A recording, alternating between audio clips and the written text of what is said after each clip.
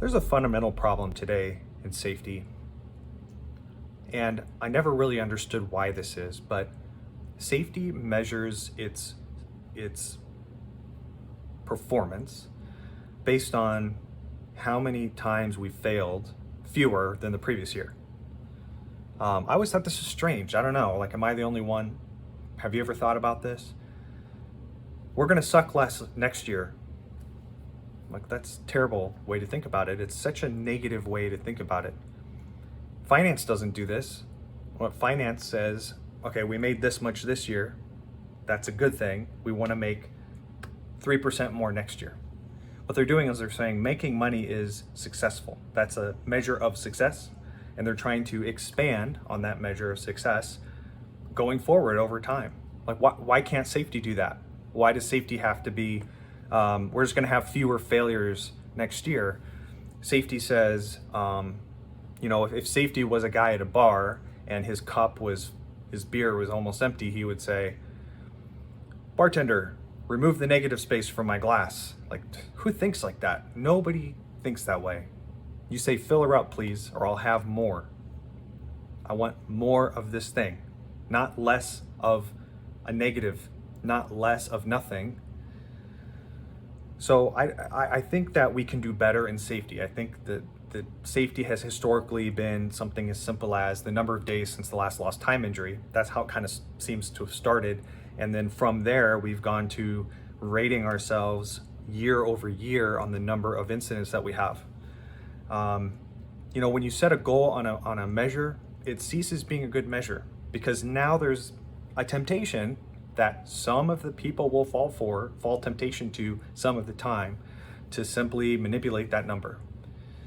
I mean, if you tell somebody that they're going to lose money out of their incentive pay at the end of the year, if that number goes too high, you can be darn sure that some of the people, some of the time, are going to find, I'll just be kind and say, creative ways on making that number lower. I run a website called isitrecordable.com. I answer questions for free. Anybody can come to the site and they can say, hey, this is what happened. Is it recordable? And I also have over 200 free scenarios to browse on there as well. And I can tell you, I get a lot of pushback from safety people because they get angry because I've said this is recordable. Why would that cause anger?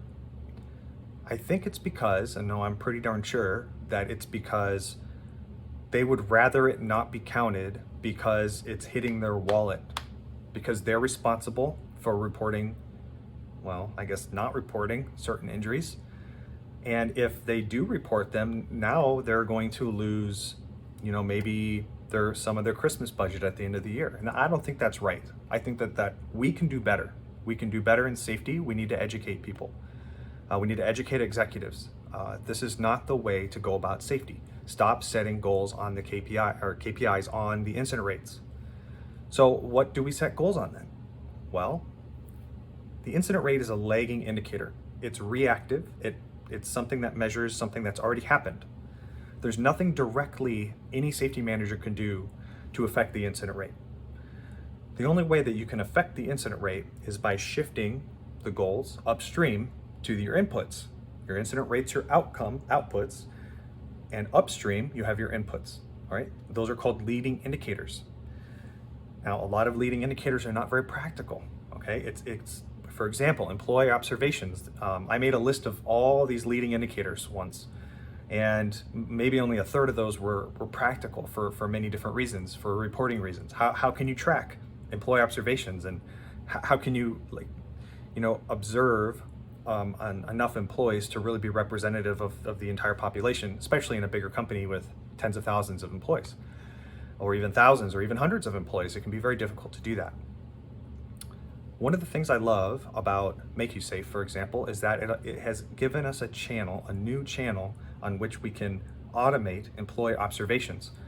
What was previously not practical is now practical. Now, instead of just having your incident rate go lower every year because the safety manager is being creative in what they count as a recordable and thinking everything's hunky-dory and everything's fine, when in reality we're flying blind, we don't even know what's going on or how people are getting hurt because we simply stopped reporting, Now we can actually go upstream and we can utilize this technology like the Make You Safe wearable to observe employees. We can literally be everywhere with every employee at all times and observe and be proactive and then act on that information to prevent injuries. That is something that's directly actionable. And maybe we can start counting our goals in terms of successes, building on success rather than reducing failure. We can say, hey, we got this many reports and we acted on 99% of them within one day, right? That would be a great leading indicator that's extremely proactive and gets us away from this idea of we need to get the incident rate lower every year and oh, by the way, we want to get to zero. And oh, if we think zero is possible, that means that every injury is preventable. And oh, if everything's preventable, then somebody's to blame, right? That creates a culture of fear. That creates a culture of underreporting. That's no good for anybody. And that's not how we send people home safely at the end of each day anyway. So join me in spreading the word that we really want to focus on building up our successes. What are the valued behaviors that we know if employees do these things, that down the road, it will reduce injuries? And encouraging communication or automating communication, like using the wearable. If we increase communication, that means we can learn. And if we learn about the problems, then we can fix them and people can go home safely at the end of each day. Thank you.